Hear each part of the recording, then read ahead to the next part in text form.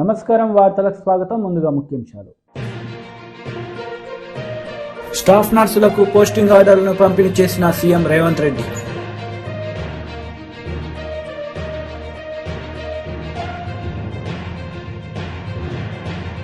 జాతీయ అధికార ప్రతినిధి కొమ్మారెడ్డి పట్టాభిరామ్ మీడియా సమావేశం. సీఎం జగన్ పై ఫైర్.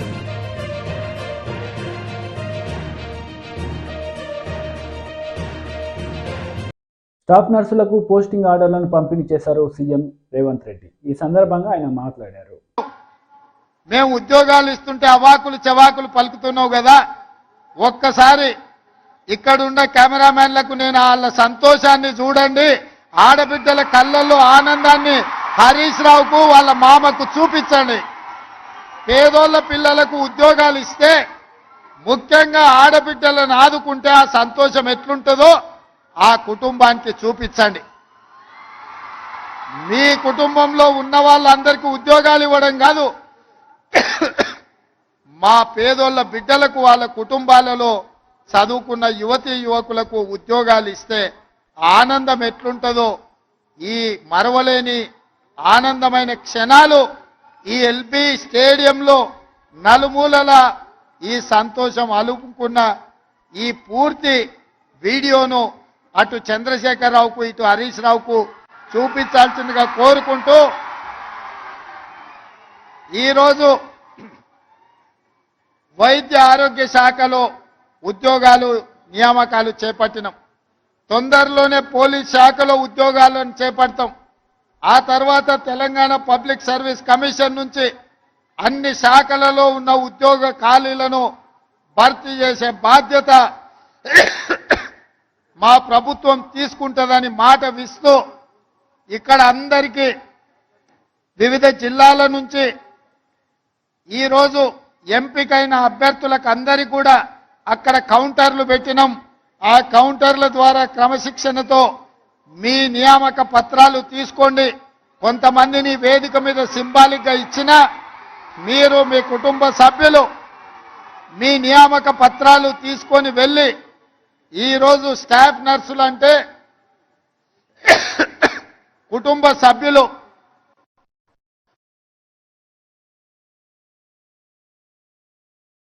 వాళ్ళకు కూడా కన్న కూతురులాగా వైద్యాన్ని అందించేది మీరు డాక్టర్లు మీరే, డాక్టర్లు మీరే.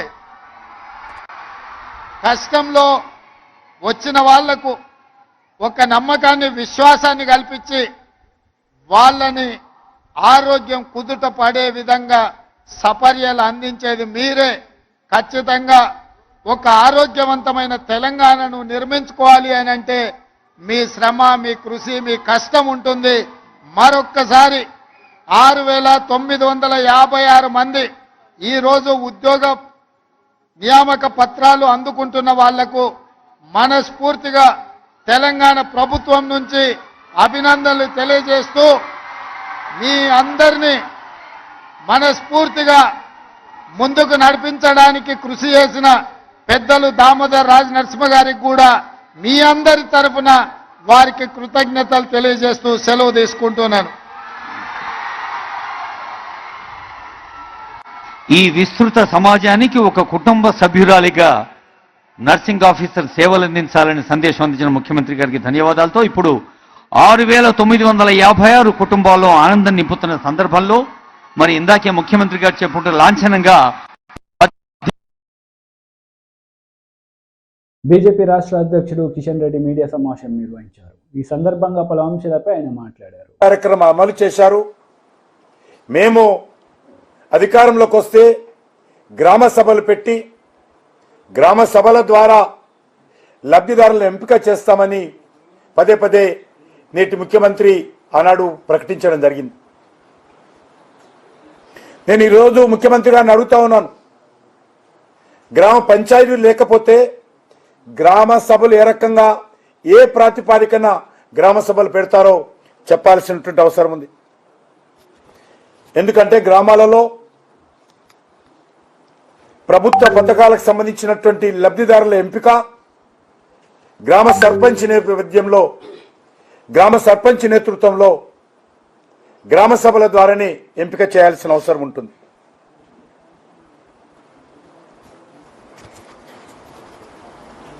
రాజ్యాంగం ప్రకారం 5 సంవత్సరాలకు ఒకసారి ఎన్నికలు నిర్వహించాలి. ఎప్పుడు నిర్వహిస్తారో తెలియదు. కానీ అప్పటి వరకు ఉన్నటువంటి సర్పంచులను మరి కొనసాగించాల్సినటువంటి అవసరం ఉంది. స్పెషల్ ఆఫీసర్లతో గ్రామ పంచాయతీలు కొనసాగించాలనుకోవడము మరి అది మరింత గ్రామ పంచాయతీల వ్యవస్థను నిర్వీర్యం చేయడం అవుతుంది. అభివృద్ధి కార్యక్రమాలు ఆగేటువంటి అవకాశం ఉంటుంది. సంక్షేమ కార్యక్రమాలు ఆగిపోతాయి. కాబట్టి గ్రామ సభలే లక్ష్యంగా పెట్టుకున్నటువంటి ప్రభుత్వ పథకాలు ఎంపిక ఏదైతుందో అది ఆగిపోయేటువంటి అవకాశం ఉంటుంది.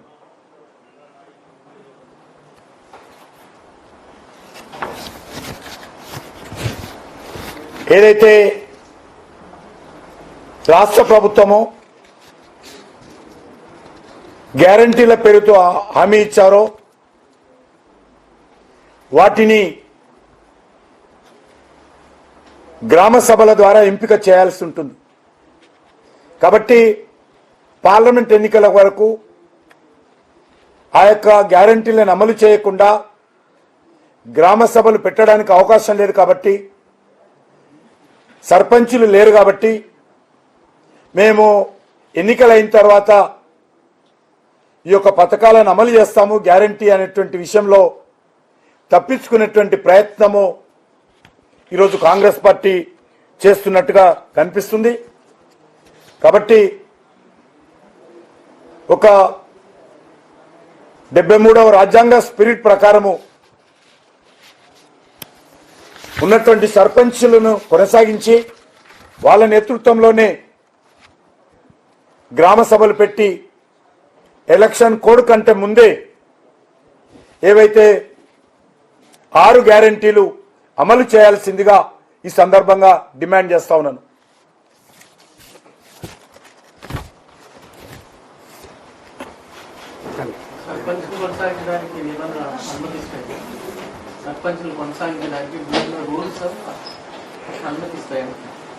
ఉన్నాయి. సర్పంచులను కొనసాగించడానికి గత BRS leader Karne Prabhakar press meet నిర్వహించారు. ఈ సందర్భంగా పలు అంశాలపై ఆయన మాట్లాడారు. వర్కింగ్ ప్రెసిడెంట్ కేటీఆర్ గారి పైన మా పార్టీ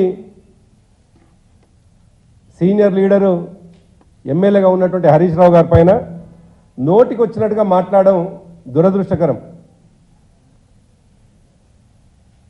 ఇవాళ పిసిసి ప్రెసిడెంట్గా ఉన్నటువంటి ముఖ్యమంత్రి హోదాలో కొనసాగుతున్నటువంటి రేవంత్ రెడ్డి గారి వ్యాఖ్యల్ని తీవ్రంగా ఖండిస్తా ఉన్నాం. బాధ్యత మర్చి మాట్లాడుతున్నటువంటి రేవంత్ రెడ్డి గారు బాధ్యతతోటి మీరు ప్రజలకు ఇచ్చినటువంటి హామీలని నెరవేర్చాలని ఒక బాధ్యత కలిగినటువంటి ప్రజల గొంతుకగా మారినటువంటి మీరు ఇచ్చినటువంటి హామీలను మాత్రమే ప్రజల ముందు పెట్టి ఈ హామీలను నెరవేర్చాలని అడుగుతున్నటువంటి ప్రతిపక్షంగా మేము అడుగుతా ఉన్నాం. నిజానికి మాకేం తొందర లేదు. మేమే చాలా స్పష్టంగా 3వ తేదీ నాడే ఫలితాలు వచ్చిన మరుక్షణం చెప్పినటువంటి మాట, కాంగ్రెస్ పార్టీ అధికారంలోకి రావడాన్ని అభినందిస్తూనే 5 సంవత్సరాల్లో వీళ్ళ హామీలు అధికారంలోకి రాగానే చేస్తామన్నటువంటి హామీలు, దీర్ఘకాలికంగా చేస్తామన్నటువంటి హామీలు తప్పకుండా అప్రమత్తంగా ఉండి ప్రజలకు చేర్చే విధంగా, ప్రజలకు అందుబాటులోకి వచ్చే విధంగా మా బాధ్యతను తీసుకుంటామనేటువంటి మాట చెప్పినాం. కానీ దురదృష్టం, రేవంత్ రెడ్డి గారు మాట్లాడుతున్నటువంటి భాష చూస్తే మా పార్టీ చచ్చిపోయింది అని మాట్లాడుతూ ఉన్నాడు. నేను ఇవాళ రేవంత్ రెడ్డి గారిని అడుగుతా ఉన్నాను, సరే రేవంత్ రెడ్డి గారు ఇవాళ ఆ పార్టీలో అరువొచ్చిన నాయకుడు, ఆ పార్టీలో ఉన్నటువంటి నాయకులకు శక్తి సత్తలేక అరువు తెచ్చుకున్నటువంటి నాయకుడితో ఇష్టం వచ్చినట్టుగా మాట్లాడిస్తున్నట్టు కనిపిస్తూ ఉన్నది. మేము సూటిగా ఒకటి అడుగుతా ఉన్నాం, ఈ దేశంలో ఉన్నటువంటి తెలంగాణ కాకుండా మిగతా 27 రాష్ట్రాల్లో కాంగ్రెస్ పార్టీ కేవలం 2 రాష్ట్రాల్లో మాత్రమే అధికారంలో ఉన్నది. అది అబద్ధపు హామీలు చెప్పి ఇష్టం వచ్చినట్టుగా వాగ్దానాలు చేసి ప్రజల్ని ఎమర్పాటు గురి చేసి ఓట్లు వేయించుకున్నటువంటి 2 రాష్ట్రాలు, ఒకటి కర్ణాటక, మరొకటి తెలంగాణ. ఈ 2 రాష్ట్రాలు మాత్రమే మీ పార్టీ ఉందన్నటువంటి విషయాన్ని మీరు మర్చిపోయి మిగతా 25 రాష్ట్రాల్లో మీ పార్టీ చచ్చిపోయింది అన్నటువంటి మాట మీరే చెప్తా ఉన్నారు. మిగతా 26 రాష్ట్రాల్లో కాంగ్రెస్ పార్టీ బొంద పెట్టబడ్డది అనేటువంటి మాట మీరే చెప్పడం మీ పార్టీకి మంచిది కాదు అన్నటువంటి విషయాన్ని ఈ సందర్భంగా రేవంత్ రెడ్డి గారికి గుర్తు చేస్తా ఉన్నాను. ఇవాళ ఈ దేశంలో కాంగ్రెస్ పార్టీ ఎక్కడా అధికారంలో లేదు. కేవలం అబద్ధపు హామీల ద్వారా వచ్చినటువంటి 2 రాష్ట్రాలు మాత్రమే. అది కూడా ఇవాళ కర్ణాటకలో ఏం జరుగుతుందో, తెలంగాణలో ఏం జరుగుతుందో ప్రజల ముందున్నటువంటి సత్యం, ప్రజలు చూసినటువంటి, ప్రజల కళ్ళ ముందు ఉన్నటువంటి సత్యం. కర్ణాటకలో ఉచిత హామీలని చెప్పి ఏం నెరవేర్చిండ్రు, తెలంగాణలో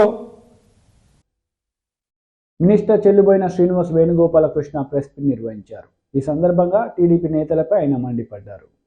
మన ఉద్దేశం ఏమిటి? ఇప్పుడు సిబిఎస్ఈ ఉంది, ఎస్ ఆమోదం జరిగిన తర్వాతే కదా. ఎస్ఎస్సి బోర్డు ఉంటుంది, దానికి తోడు ఇప్పుడు సిబిఎస్ఈ సిలబస్ ఉందా? ఎస్ఎస్సి బోర్డు ఉండగా ఉంది కదండి. కాదు, సిబిఎస్ఈ ఉందా లేదా? ఎవరు లేదు లేదు లేదు లేదు లేదు దానికి అంత మీ అనుమానాలు వస్తాయని నేను ఎక్స్ట్రా చెప్తున్నాను. ఇప్పుడు ఇంతసేపు చెప్పక్కర్లేదు, ఇది జస్ట్ ఆమోదించానని నువ్వు మాటతో చెప్పేయచ్చు, కానీ మీకు చిన్న అనుమానం వస్తుందేమో, అనుమానం నివృత్తి చేయడానికి నా ప్రయత్నం చేస్తాను. ఇంకా కావాల్సి డీటెయిల్గా దాని మీద ఇంకో ప్రెస్ మీట్ పెడదాం. ఇది క్యాబినెట్ నిర్ణయం వరకు చెప్తాను, డీటెయిల్ ప్రెస్ మీట్ మళ్ళీ ఇంకొకసారి పెట్టేయడానికి ట్రై చేస్తాను. అంటే ఒకటి, ఐబీ లాంటి ఎడ్యుకేషన్ ఎక్కడో దొరకంది, 7 నుంచి 36 లక్షలు అయ్యేటువంటి ఎడ్యుకేషన్ వాళ్ళ ప్రభుత్వ పాఠశాలలో తెచ్చినందుకు మీరు పెద్ద పతాక శీర్షికలు రాయాలి మా పత్రికలన్నీ. ఎక్కడో 7 లక్షలు ఖర్చు చేసి మొదలు పెడితే 36 లక్షల వరకు ఖర్చు చేయాల్సి ధనవంతుడు మాత్రమే చదవగలిగినటువంటి విద్యని ప్రభుత్వ పాఠశాలల్లో ప్రవేశపెడుతున్నటువంటి ఈ రోజు రేపు ప్రతి పత్రికలో పతాక శీర్షికన రావాలి. ఇది మా విద్యా విధానం. మనం స్టేట్ బ్రాండ్ కదా, మనం బ్రాండింగ్ చేయాల్సింది స్టేట్లో. అది దేశం అంతా చూస్తుంది, ప్రపంచం అంతా చూస్తుంది. చెప్పాను ఇప్పుడే నేను, జపాన్, దక్షిణ కొరియా మాత్రమే ఉన్నాయి వీటిలో ఐబీ ఎడ్యుకేషన్ సపోర్ట్ చేసింది. వాళ్ళు మన రాష్ట్రాన్ని ఎంచుకుని వచ్చి సపోర్ట్ చేస్తానన్నందుకు వారికి స్వాగతం పలుకుతున్నాం. రెండోది, అది అందుబాటులోకి రావడం ద్వారా మన విద్యార్థులందరూ కూడా చూడండి, గతంలో ఇంజనీరింగ్ చదవాలంటే ఎంత కష్టం, ఫీజు రియంబర్స్మెంట్ వచ్చిన తర్వాత ఎంతమంది విద్యార్థులు వచ్చారు, డాక్టర్ చదవాలంటే ఎంత కష్టం, ఇవాళ మెడికల్ కాలేజీలు పెరిగిన తర్వాత ఎంతమంది డాక్టర్లు పెరిగారు. ఇవన్నీ పాజిటివ్ మేనర్లో మనం థింక్ చేసినట్లయితే ఖచ్చితంగా అది అందుబాటులోకి వచ్చిన తర్వాత కేరళ ఎడ్యుకేషన్లో ఎందుకు ముందుకు వెళ్ళిందనంటే ఎడ్యుకేషన్లో వాళ్ళు తీసుకున్నటువంటి కొన్ని నిర్ణయాలు, దాన్ని మించి మనం చేస్తున్నాం. అది దానికోసం మీరు పతాక శీర్షికను రేపు రాస్తే నేను చాలా ఆనందపడతాను యాజ్ ఐఎన్ఏపిఆర్ మినిస్టర్. ఏంటి అన్ని స్కూల్లో అంటే ఇప్పుడు ఏదైతే మన స్కూల్స్ అన్నీ కూడా ఐబీ స్టాండర్డ్స్కి పెరుగుతున్నాయి సార్. ఇప్పుడు మనం ట్యాబ్లు ఇచ్చాము, ఫ్లాట్ ప్యానల్స్ ఇస్తున్నాము, ఇప్పుడు ట్రైనింగ్ ఇస్తాము, టీచర్స్కి ట్రైనింగ్ ఇస్తాము, ఎడ్యుకేషన్ ఇన్స్టిట్యూషన్స్లో పనిచేసే వాళ్ళు అందరికీ కూడా ట్రైనింగ్ ఇస్తాము. అన్నీ కూడా జరుగుతాయి ఉన్నట్లో. ఇప్పుడు మన ప్రభుత్వ పాఠశాలల్లో తేవాలనేది దేశం మంది. సో ఆ స్టాండర్డ్స్కి పెంచాలి మన విద్యార్థులనే తపన. అడుగులు పడుతున్నప్పుడు అడుగుల్ని పరుగులుగా మార్చి, పరుగుల్లో పోటీలు పెంచి, పోటీల్లో మెడల్స్ సాధించేలా చేయాలనేది ముఖ్యమంత్రి గారి ఆలోచన. మీరు అడుగుల్లోనే ఆపేస్తున్నట్టు ఎట్లాగా? ఎస్, అన్ని స్కూల్స్ అదే. ఇప్పుడు ఏదైతే మనం ఫ్లాట్ ఛానల్స్ ఇచ్చామో, ఎన్ని స్కూల్స్ మనం సెలెక్ట్ చేసామో అవన్నీ కూడా డీటెయిల్గా మనం వెళ్దాం.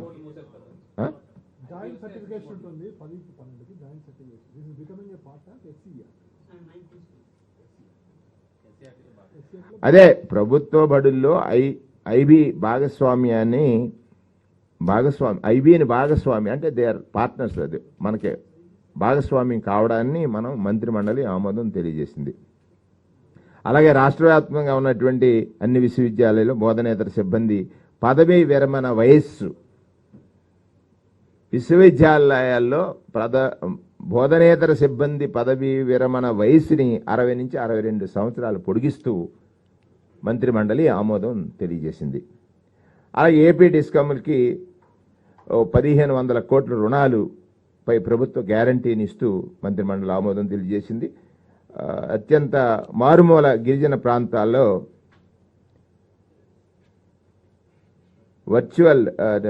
పర్టికులర్ వర్చువల్ ట్రైబల్ గ్రూప్స్కి PVGT ఇళ్లకు విద్యుత్ సౌకర్యం కలిగించాలని. అంటే ఇప్పటికి కూడా కొన్ని మారుమూల గిరిజన ప్రాంతాల్లో విద్యుత్తుకి నోచుకోనటువంటి పరిస్థితులు ఉంటే వాటికి సుమారు 89.98 కోట్లతో ఏపీ డిస్కమ్లు మంగళగిరిలో సామాజిక సాధికార బస్సు యాత్రలో పలువురు వైసీపీ నేతలు పాల్గొన్నారు. ఈ సందర్భంగా వారు ప్రసంగించారు. వాడి స్వేటర్ రంధ్రాల నుంచి కారణం చెమట వాసన తెలిసిన వ్యక్తి జగన్మోహన్ రెడ్డి గారు. ప్రతి పేదవాడిని ఉన్నత స్థానంలో ఉంచాలని చెప్పి ఎక్కడో మారుమూల గ్రామంలో నందిగు సురేష్ అనేవాడు ఈ మంగళగిరి ప్రాంతంలో ఇదే ప్రాంతంలో సైకిల్ తో తొక్కుకుంటూ తిరిగిన వ్యక్తిని ఇవాళ చంద్రబాబు నాయుడు జైల్లో పెట్టిస్తే ఏకంగా జగనన్న తీసుకెళ్లి ఢిల్లీ పార్లమెంట్ లో కూర్చోబెట్టాడు. అది జగన్మోహన్ రెడ్డి గారికి మన పట్ల ఉన్న ప్రేమది. కాబట్టి మీరందరూ బాగా గమనించండి. చంద్రబాబు నాయుడు సింగిల్ గా గెలిచే దమ్ము లేక ఇక నేను ఇందాక తాడేపల్లి నుంచి వస్తా ఉన్నా. తాడేపల్లి నుంచి వస్తా ఉంటే మహానాడు కట్ట మీద నుంచి వచ్చా. అక్కడ ఏం కనపడ్డాయంటే లోకేష్ ఇస్త్రీ పెట్టెలు, లోకేష్ ఫ్లెక్సీలు, లోకేష్ మరి ఐరన్ చేసే బళ్ళు ఇచ్చాడు. అంటే మీరు కుల వృత్తులు చేసుకొని బతకండి, ఇక మీరు మీకు బాగుపడాల్సిన అవసరంలా అని చెప్పి లోకేష్ చెప్పదలుచుకున్నాడు. కానీ జగనన్న అలా కాదు. ఒక బండిచ్చి 1000 రూపాయలు ఇస్త్రీ పెట్టడం కాదు, వీళ్ళ పిల్లలు చదివించాలి, వీళ్ళ జీవితాలు మార్చాలి, వీళ్ళ ఐఏఎస్లు గాను IPSలు గాను ఉన్నతాధికారులుగా తీర్చిదిద్దాలని జగన్మోహన్ రెడ్డి గారు చూస్తామన్నాడు. ఇక ఏకంగా తాడేపల్లి నుంచి నేను వస్తా ఉంటే నాకు ఒకటి కనిపించింది. విచిత్రం ఏంటంటే బారుకు మన జెండాలు ఉన్నాయి. ఇక మధ్యకాలంలో పవన్ కళ్యాణ్ ఫ్లెక్స్ మరి పార్టీ ఆఫీస్ ఉంది. అక్కడ ఒక 20 జెండాల పక్కన మన జెండాల పక్కన వాళ్ళు జెండాలు కట్టారు. నేను పవన్ కళ్యాణ్ గాని చంద్రబాబు నాయుడు గాని ఎవరైనా సరే మీరు మా పార్టీ జెండా పక్కన కట్టినంత ఈజీగా మీ జెండా కట్టారు కదా, అలాగే నేను 175 నియోజకవర్గాల్లో మా క్యాండిడేట్లకు ఎదురు క్యాండిడేట్లు పెట్టే దమ్ము మీకు ఉందా ఒక్కసారి చెప్పాల్సిన అవసరం మీ అందరికీ ఉంది. కానీ మీరు పెట్టలేరు. జగన్మోహన్ రెడ్డి గారు నేను సిద్ధం, పేదోడు పట్ల, పేదోడు పక్కన, పేదోడు కోసం పెత్తందారులతో రాక్షసులతో నేను యుద్ధం చేస్తాను, నేను సిద్ధమా. ఆయన వై నాట్ 175 అని సిద్ధమా అంటున్నాడు. మరి అందరం సిద్ధమా? మనం సిద్ధమా 175? ఎందుకంటే థ్యాంక్ యూ 175 వై నాట్ 175 అంటున్నారు. ఎందుకంటే 2019లో మనం ఎలక్షన్స్కి వెళ్ళేటప్పుడు చేస్తాను అనే ఆయన మన ముందుకు వచ్చారు. కానీ ఈరోజు మనం ఎలక్షన్కి వెళ్తున్నప్పుడు ఆయన మేనిఫెస్టోలో 98% బడుగు బలహీన వర్గాలకి విద్య వైద్యం మీద ప్రత్యేక దృష్టి పెట్టి, చిరు వ్యాపారుల మీద దృష్టి పెట్టి అనేక సంక్షేమ కార్యక్రమాలు చేశారు. ఇవాళ మన కార్యకర్తకి గడప గడపకి వెళ్తానికి ఒక ఆయుధం ఉంది. ఆ ఆయుధమే జగన్మోహన్ రెడ్డి గారు చేసినటువంటి సంక్షేమ పథకాలు. ఒక కార్మికురాలు ఒక కాన్వెంట్ స్కూల్కి పంపించాలి, నా బిడ్డని ఉన్నత వర్గంలో వెళ్తున్నారు అంటే ఎంతో బాధపడేది.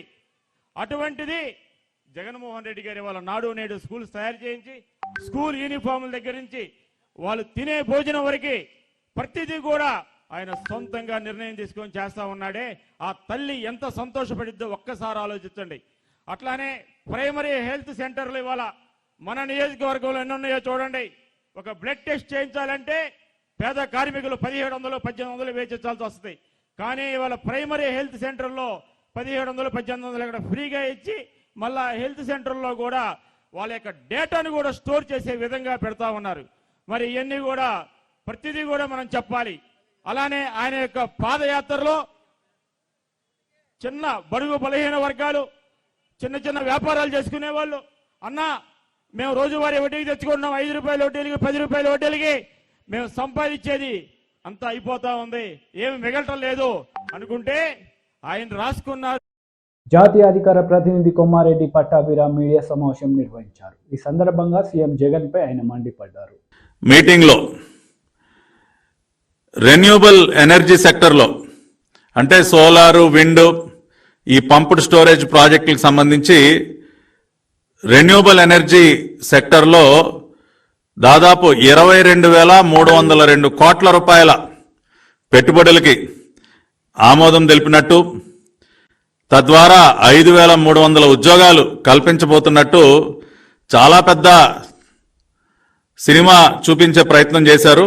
ఇవాళ కొద్దిసేపటి క్రితమే ముగిసినటువంటి కేబినెట్ సమావేశంలో కూడా, మొన్న ఎస్ఐపిబి సమావేశంలో స్టేట్ ఇన్వెస్ట్మెంట్ ప్రమోషన్ బోర్డు మీటింగ్లో ఏ ప్రాజెక్టులకైతే ఆమోదం తెలిపారో, క్లియరెన్స్ ఇచ్చారో వాటన్నిటికీ వాళ్ళ కేబినెట్ ఆమోదం కూడా ఇవ్వటం జరిగింది.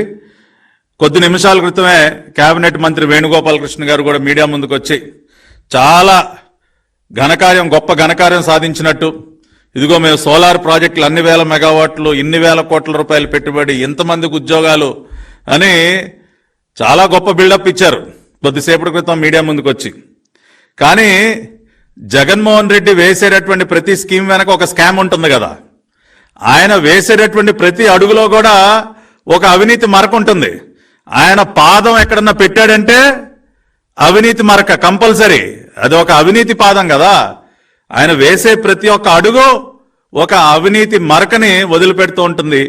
ఆ రకంగా మొన్న ఎస్ఐపిబి మీట్లో, ఇన్వెస్ట్మెంట్ ప్రమోషన్ బోర్డు మీటింగ్లో కానీ ఇవాళ క్యాబినెట్లో కానీ ఆమోదం తెలిపినటువంటి ఈ ప్రాజెక్టులు, సోలార్, మరీ ముఖ్యంగా సోలార్ పవర్ ప్రాజెక్టులు ఏదైతే ఉన్నాయో దీని వెనక భారీ భూ కుంభకోణం ఉంది. వేల కోట్ల పెట్టుబడులు కాదు జగన్ రెడ్డి, వేల ఎకరాల భూపందారం చేస్తాం. వార్తలు ముగించే ముందు ముఖ్యాంశాలు మరోసారి. స్టాఫ్ నర్సులకు పోస్టింగ్ ఆర్డర్లను పంపిణీ చేసిన సీఎం రేవంత్ రెడ్డి.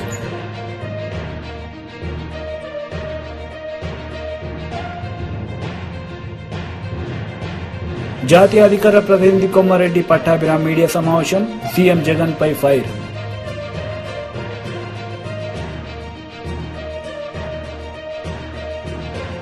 ఈ వార్తలు ఇంతటితో సమాప్తం. తిరిగి ప్రసారమయ్యే వార్తలు మళ్ళీ కలుద్దాం. అంతవరకు సెలవు. నమస్తే.